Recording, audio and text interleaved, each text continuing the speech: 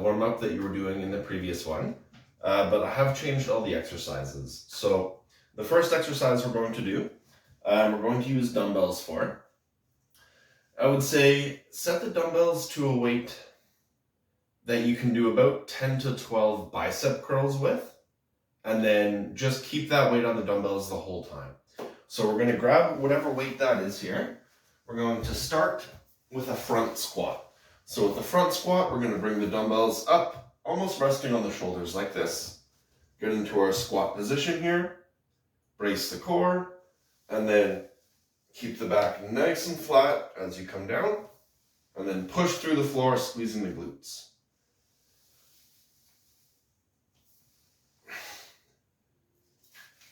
So you'll do 12 reps there, 12 to 15 or so, and then we're going to come right into the alternating dumbbell bicep curl. So make sure that you're only moving one arm at a time. You're really taking that time at the top to get that squeeze in, and you're keeping the core braced here as well. Okay, so those are the first two. The next one, we're going to get into a unsupported dumbbell row. So you want to brace the core, push the hips back, keep that back nice and flat here, and then we're rowing and really squeezing those shoulder blades together here. So nice and slow down, big squeeze at the top, little pause, and back down. Okay. So that's the first block. So do 4 sets there. And like I mentioned, set your dumbbells to whatever you can do about 10 to 12 bicep curls with, and then use that for all 3 exercises.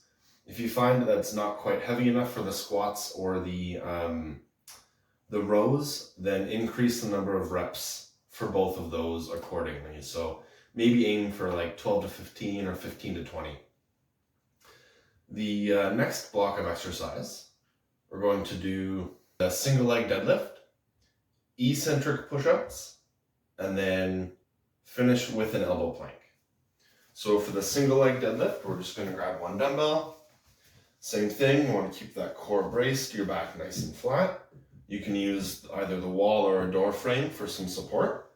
And then I'm standing on my inside leg here, and then pushing my hips back as I come down to really get a nice stretch in through the hamstring, and then drive the hips forward and really squeeze that glute in the top here. So again, nice stretch. Make sure you don't round your back here at all, and you really keep that back nice and flat, and squeeze the glute. Do 10 to 12 per side, and then switch sides. Then we're going to come down on the mat here. We're going to do an eccentric push-up. And we're not actually worrying about the pushing part. We're just going to focus on a really slow negative here. So it'll probably be easier on your knees. So basically we're going to come get into position like this. And then nice and wide, nice and slow, lower yourself down to the ground. Really focus on that stretch in the chest. And then when you get there, you can just reset, get back into position, and then same thing, go nice and slow. And if it starts to get a little bit too easy, then instead of going from the knees, you can go right up from the toes there.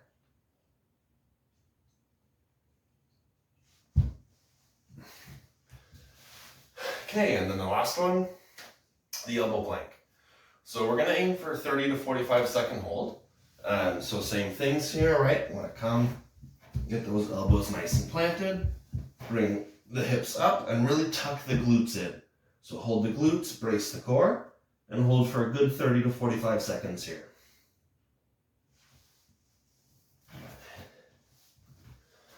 Okay, again, you're gonna do 4 sets, and then that's the workout.